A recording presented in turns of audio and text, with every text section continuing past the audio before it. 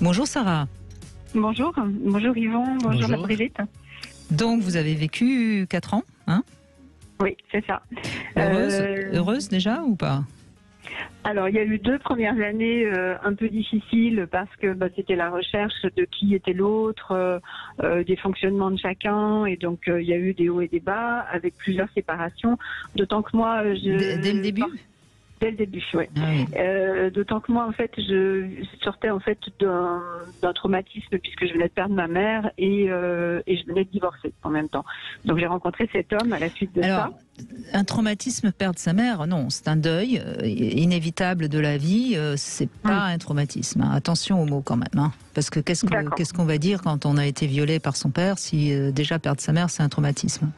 Non, vous voyez, Sarah, c'est important. Oui, ok, c'est important. Donc, en tout cas, j'étais dans la période de deuil. Même si c'est un deuil essentiel, hein, on est d'accord. Donc j'étais dans cette période de deuil et dans la période de deuil aussi de mon mariage puisque je venais de divorcer. Et donc j'ai rencontré cet homme. Donc au début, j'étais pas tout à fait, j'allais dire, équilibrée, on va dire ça comme ça. J'étais en fait en recherche d'équilibre par rapport à ce qui m'était arrivé dans ma vie. Et donc j'ai rencontré cet homme et du coup avec lui, au début il y a des choses qui matchaient, des choses qui matchaient pas. Et donc on s'est séparés plusieurs fois, mais qu'est-ce qui vous a plu tout au début quand vous le rencontrez? Qu'est-ce qui vous a plu? Son assurance, son charisme. Il vous a sécurisé dans un moment où vous étiez un peu déprimé? Oui, il me renvoyait en fait quelque chose de sécurisant. Donc et puis il était attirant physiquement, donc voilà. Puis moi il fallait que je Il a redonné de la force de vie. C'est ça. Et puis il m'a regardé aussi avec des nouveaux yeux. Enfin, je veux dire avec. Voilà, j'avais besoin de retrouver mon image de femme après ce divorce. Et donc on a eu 2 ans un peu tumultueux. Et à la dernière séparation, moi j'ai dit c'est fini, je veux plus vivre les séparations, donc c'est stop.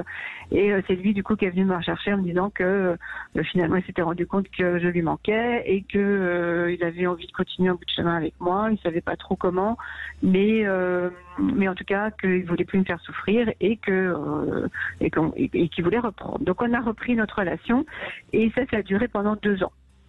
Pendant 2 ans où c'était relativement bien, où effectivement on n'a pas fait de projet, on ne s'est pas projeté dans l'avenir, on a vécu au jour le jour notre histoire et ça fonctionnait très très bien. Et dernièrement, en fait, donc on arrive à un âge où d'ici 3-4 ans, 5 ans maximum, on sera à la retraite. Et est arrivé le sujet de la perspective de la retraite, qu'est-ce qu'on fera plus tard, comment on voit notre retraite et tout ça. Et lui me disait, moi je vois ma retraite, il fait de la moto, donc moi je vois ma retraite, je pars un mois faire de la moto, on revient, je repars un mois par là, un mois par là. Bon, déjà dans le récit de ce qu'il projetait, j'entendais surtout j'entendais pas beaucoup le nous. Bon. Et vous aviez envie, vous, de partir faire de la moto? Alors du coup est arrivé mon tour de dire comment moi je voyais la projection. Donc je dis oui, moi pourquoi pas partir un mois faire de la moto, on en faisait déjà, c'était sympa et tout ça. Mais moi je dis j'aimerais aussi avoir un endroit où on se retrouve, un endroit cocooning où on se retrouve, où on pourra se poser parce que les années vont avancer. On ne pourra pas toujours faire de la moto et partir tout le temps. Et je dis je nourris un rêve, c'est celui, parce qu'on vivait pas ensemble, c'est celui peut-être de partager notre vie, d'avoir une vie commune, toi et moi, et à ce moment-là, de trouver un chez nous. Et là, il m'a dit, mais moi j'ai jamais fait de projet comme ça, je me suis jamais projetée dans la vie comme ça, tu me donnes combien de temps pour réfléchir? J'ai dit, jusqu'à la retraite, on a le temps, en fait. Donc ça faisait encore 3-4 ans. C'est bien une réponse d'homme, ça. Hein? Oui, c'est ça. Reporter à plus tard. C'est ça. Moi, j'avais pas d'objectif et puis je dis, ça se trouve, en 4 ans, il peut se passer tellement de choses que bon, on verra bien. Mais en tout cas, moi, mon rêve, c'était ça. Et j'ai exprimé mon rêve à ce moment-là. Et ce qui est d'ailleurs une jolie preuve d'amour, hein, de dire à l'autre qu'on a envie de s'installer avec lui. Et un des secrets des couples heureux, c'est d'être capable de se projeter dans un avenir. Mais il faut avoir un projet commun. Mais c'est ça. Le problème, c'est que, en fait, je crois qu'on n'avait pas, enfin, c'est pas que je crois, que je suis sûre maintenant, on n'avait pas le même projet. C'est-à-dire qu'il n'a pas l'air de pouvoir s'engager, cet homme, c'est tout simplement ça. Aussi. Oui. Il préfère sa liberté à l'amour qu'il avait pour moi. Et, voilà, et vous alors moi je dirais plus d'intimité, plus de complicité, alors que lui, il la refusait. Je dirais qu'il préfère sa liberté à l'amour tout court. Hein. Ne vous dépréciez pas. C'est ça. C'est plus tu me poursuis, plus je te fuis. Plus je te fuis, plus tu me poursuis. Ça ressemble beaucoup à ça, là. Ce qu'on appelle en psychologie le paradoxe de la passion. Un des deux veut plus de nous que l'autre refuse. Donc on est arrivé à une séparation. Parce que du coup, moi je voulais pas renier mon projet et mon envie, et c'est mon choix de vie que d'un jour, je l'espère. Mais est-ce que et là je pose autant la question à vous, Sarah, qu'à Yvon, est-ce que au fond il n'aurait pas été possible de dire, écoute, moi je fais notre petit nid d'amour et puis tu viendras t'y reposer quand tu en as envie, vous voyez? Alors ma grande frustration, en fait, elle est dans le fait qu'il n'y a eu aucune communication. Il est dans une communication minimaliste, et donc du coup, c'était oui, non, et depuis qu'on est séparés, la communication est rompue. Donc je n'ai même pas eu la vraie explication. Alors ça, c'est très intéressant ce que vous dites, Sarah, parce qu'on est exactement dans ce que disait tout à l'heure Yvon Dallaire. Est-ce qu'il n'y a pas eu de communication, ou est-ce qu'au fond, il n'y a pas eu moyen de trouver un terrain d'entente dans deux opinions qui, a priori, sont si différentes, mais est-ce qu'il n'y avait pas moyen restez avec nous, Sarah, et Yvon Dallaire va vous répondre. On va voir, parce que c'est ça qui est intéressant dans le cas de Sarah. On va voir si, en effet, il y avait peut-être quand même une possibilité, parce qu'il semblerait quand même que vous l'aimiez un peu, cet homme, et que vous auriez envie de peut-être continuer avec lui. Réagissez et participez à l'émission au 0826 300 300. Brigitte Lay, Sud Radio. Mais où peut-on trouver du poulet Origine France prêt à cuire à 4,99 €? Origine France à 4,99 €? Bah non, on n'en trouve pas. Si on fait une pub à votre avis, c'est que... Ah oui, je veux bien savoir alors. Oui. Voilà. Bon, bien rendez-vous dans votre magasin U et sur courseu.com pour profiter d'un bon poulet prix mini prêt à cuire Origine France à 4,99 € le poulet d'1,3 kg. 4,99 €. U, commerçant autrement. Offre valable pour un retrait du 6 au 8 octobre, 3,84 € le kilo, le poulet d'1,3 kg, voir liste des magasins participants sur magasin-u.com. Côté libido, vous êtes plutôt romantique, libéré, excentrique, joueur. Rudesplaisirs.com comble toutes vos envies, même les plus intimes. Lingerie sexy, accessoires et jeux coquins, sextoys tendance, huile et bougies de massage. Rudesplaisirs.com, plus de 9500 références, les plus grandes marques érotiques au meilleur prix. Rudesplaisirs.com, le partenaire de vos désirs sexy et plaisirs coquins. Découvrez notre nouveau showroom à Septem-les-Vallons ou passez commande sur rudesplaisirs.com. Livraison en toute discrétion. À Noël avec Jouet Club, vous allez adorer jouer. Venez vite jouer en magasin et tentez de gagner une hotte remplie de cadeaux. Une hotte remplie de cadeaux? C'est comme si le Père Noël passait 2 fois pour Lucie, sa sœur Nina, son frère Raphaël. Jeu avec obligation d'achat, chèque cadeau d'une valeur de 350 €, modalité magasin sur jouetclub.fr. Chérie, monte dans la voiture. Qu'est-ce qui se passe? Schmitt prolonge son mois anniversaire jusqu'au 16 octobre. Cette fois, hors de question de passer à côté. Quoi? Tu veux dire que Schmitt prolonge ses offres de folie jusqu'au 16 octobre et qu'en plus, la livraison est encore possible avant la fin de l'année? Ah, tu étais déjà au courant? J'ai déjà pris rendez-vous sur homedesign.schmitt et on a rendez-vous au centre conseil Schmitt dans 1 heure. Pense! Offre et conditions en magasin et sur homedesign.schmitt. Home Schmitt Home. Eden Auto, des milliers de véhicules d'occasion de grande marque révisés et garantis, vendus par vos concessionnaires. Traité avec un pro comme Eden Auto, c'est l'assurance d'un achat et d'une vente en toute confiance. Retrouvez sur edenauto.com toute la gamme de nos véhicules hybrides et électriques. Edenauto.com, l'occasion multimarque de vos concessionnaires. Pensez à covoiturer. Bienvenue aux parents qui aiment régaler leurs enfants, mais manquent parfois d'idées pour le dîner. Jusqu'à dimanche chez Picard, profitez de moins 30% sur une sélection de produits avec la carte Picard et nous, comme notre poêlée de gnocchi tomate mozzarella pour 3 personnes à 3,22 € au lieu de 4,60 €. Et cumulez des points à chaque achat pour encore plus d'avantages. Picard, pour le bon et le meilleur. 900 grammes, soit 3,57 € le kilo. Modalité sur picard.fr. Pour votre santé, bougez plus. 2022, 21, 20, 19, 18, 2017, go! Chez Poltron et Sofa, la collection automne 2022 est au même prix qu'en 2017. Et encore bien d'autres nouveaux plaisirs pour profiter des mêmes prix qu'il y a 5 ans. Poltron et Sofa, solo divani di qualità. Et voilà! Uniquement des canapés de qualité, vérifiez disponibilité et conditions en magasin. Se faire plaisir toujours au bon prix chez Auchan.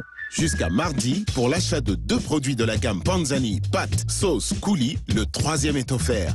À ce prix-là, le plus dur sera de choisir ce que vous préférez entre les spaghettis bolognaises ou les tagliatelles carbonara. Alors, ce soir, on mange quoi? Auchan, avec plaisir. Offre valable au rayon épicerie salée sur le moins cher. Hors promotion en cours et format promo. Valable dans vos magasins et drive Auchan participants. Pour votre santé, limitez les aliments gras, salés et sucrés. 14h-16h, Brigitte Lahaie, Sud Radio. Eh bien, on est en plein dans le sujet, Yvon Dallaire. La difficulté de se mettre d'accord, alors que pourtant, quand même, il semblerait que Sarah et son compagnon, son ex-compagnon motard, avaient quand même quelque chose à vivre ensemble. Ouais. Et puis, pas de communication ou une difficulté à communiquer. C'est-à-dire qu'il peut y avoir beaucoup d'attirance, beaucoup de désir l'un de l'autre et beaucoup de plaisir ensemble. Mais pour réussir un couple, ça prend au moins 70% de compatibilité. Tant au niveau de l'argent, au niveau de la sexualité, au niveau de projet de retraite. Si on n'a pas le même projet de retraite, ça devient difficile. Un couple, c'est un projet pour réaliser des projets. Alors, les deux doivent s'entendre pour négocier un projet qui fait l'affaire des deux, ce qui ne semble pas être le cas ici. Oui, sauf que peut-être, si vous lui aviez proposé, écoute, je m'organise un nid douillet et tu viendras quand tu as envie, peut-être que ça aurait pu se communiquer comme ça, mais non? Ce que je comprends dans son intervention, c'est qu'elle voulait un couple, elle voulait un nid où les deux pouvaient vivre. Moi, c'était effectivement mon objectif et mon rêve. Après, j'étais prête à faire des compromis puisque on est dans une reconstitution, dans un nouveau couple et je sais très bien, pour avoir eu un couple avant, si on ne fait pas de compromis, c'est très difficile. À la fois, on peut pas renier il y en a pas un qui peut renier son besoin et je pense que le compromis doit prendre en compte les besoins des deux.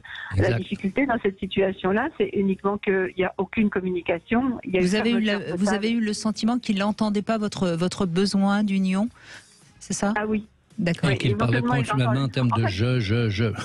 Ouais, et c'est pas qu'il l'entendait pas, je crois qu'il l'a entendu, mon besoin, mais que ça ne lui convenait pas, et que du coup, il a préféré rompre définitivement, plutôt que d'essayer de trouver un compromis. Alors, il faut vous dire, tant pis pour lui. Et passer à autre chose. Oui, dans ce cas. La rupture amoureuse, c'est difficile à vivre. Oui, c'est un deuil, mais on ne meurt pas d'un deuil. Ça peut prendre quelques mois, mais la vie continue, là. Mais vous savez, peut-être que de manière tout à fait inconsciente, Sarah, vous avez été avec cet homme le temps qu'il fallait pour justement dépasser le deuil de votre maman et puis votre divorce. Mais au fond, peut-être que dès le départ, vous sentiez bien que c'était quelqu'un de toute façon qui n'était pas apte à s'engager. Ah oui, je le savais dès le départ qu'il avait un vrai problème avec l'engagement, ça c'est sûr. Voilà, donc je crois que c'est comme ça qu'il faut essayer de voir les choses, pour justement ne pas rester dans la nostalgie de ce que peut-être vous auriez pu vivre ensemble. Ce que je comprends, c'est que vous n'avez pas écouté votre petite voix intérieure qui vous disait dès le départ, oups, mais vous avez espéré que ça change. Et effectivement, ce n'est pas le cas. J'espérais que l'amour fasse pas des miracles, mais en tout cas accompagne cette transformation. Et il a ça évolué. Ça, j'étais très heureuse de ça parce que il avait commencé à ouvrir aussi. C'était quelqu'un qui disait pas je t'aime. C'était quelqu'un qui, mais il a réussi à le faire et on avait une sexualité hyper épanouie. Enfin, c'était vraiment chouette. Il y avait plein de choses chouettes. Et je pense qu'on aurait pu très bien encore justement faire une vie de couple jolie. Vous n'avez pas pensé à aller en thérapie? J'ai pas eu le temps. En fait, il m'a coupé l'herbe sous le pied, donc j'ai pas eu le temps en fait Mais si effectivement j'avais pu continuer la communication avec lui, j'aurais proposé une thérapie. Oui. Si jamais il veut revenir, mettez comme condition on va en thérapie conjugale. Mais il me semble, Sarah, que le problème qu'il y a qu'il y avait dans votre relation, c'est que vous semblez quand même assez mature et vous aviez affaire à quelqu'un de totalement immature. Il semblerait. En tout cas, mon entourage me fait le retour, retour-là. Oui, vous êtes avec un gamin qui adore faire de la moto, mais qui est quand même encore très peu... un gamin qui est bientôt à la retraite, quand même. Hein. Ah, mais la maturité n'a rien à voir avec l'âge. Parfaitement d'accord. Oui. Bon, donc, écoutez, essayez de pas trop vous souvenir des bons moments et plutôt de mettre en avant ce qui n'allait pas. Hein. Faites la liste des mauvais souvenirs. C'est vrai qu'on a tendance à se rappeler que des bons souvenirs et du coup d'avoir des justement, Yvon Dallaire m'a donné un petit secret ce midi pendant qu'on déjeunait ensemble et profitez. Vous allez en profiter, ça. Pour accélérer votre deuil, vous faites par écrit la liste de tous les mauvais souvenirs et de tous ses défauts. Et quand vous devenez nostalgique et que vous repensez aux beaux moments que vous avez passés ensemble, vous sortez votre liste pour déconditionner votre cerveau limbique, votre cerveau émotionnel, utiliser votre cerveau rationnel pour vous déconditionner de cette source de plaisir. Faire par écrit la liste de ses défauts et des mauvais souvenirs.